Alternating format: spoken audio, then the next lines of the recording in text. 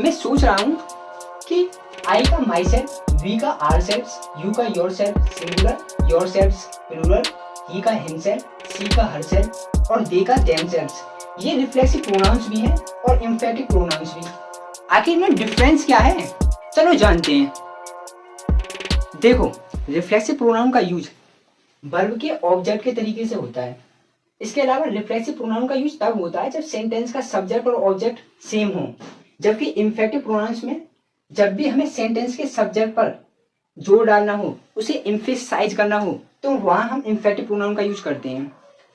इसके अलावा reflexive pronouns का यूज वर्ब के हमेशा बाद में होता है, जबकि इम्फेक्टिव प्रोनाउंस का यूज वर्ब से पहले होता है। देखो सेंटेंस से समझते हैं। I did the work my self. देखो डिड वर्ब है और वर्ब के बाद ये सभी ऑब्जेक्ट है और ऑब्जेक्ट के तरीके से हमारा माई सेल्फ का यूज हुआ है, इसलिए माई सेल्फ रिफ्लेक्सिव प्रोनाउन हुआ। जबकि आई के बाद माई सेल्फ और उसके बाद डिड यानी कि वर्ब है और वर्ब से पहले हमारा इम्फेक्टिव प्रोनाउन का यूज होता है। नाउ दोनों सेंटेंसेस के मीनिंग पर बात कर लेते हैं। I did the work myself, मैंने स्वयं अपना काम किया, जबकि I myself did the work, मैंने स्वयं ही अपना काम किया। तो यहाँ पर आई पर थोड़ा जोर डाला जाता है, उसे इम्फेसाइज किया जाता है, इसलिए आई के तुरंत बाद ही हम माई सेल्फ का यूज करते हैं, जो कि इम्फेक्टिव प्रोनाउंस होता है। ऐसे ही हर्ट हिमसेल्फ व्हाइल प्लेइंग।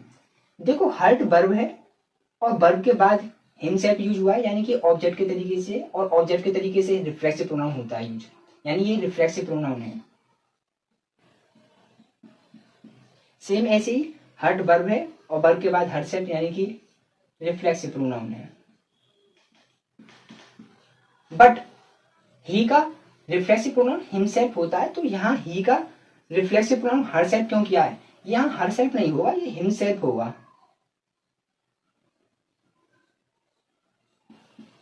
अब ये दोनों सेंटेंस करेक्ट हैं।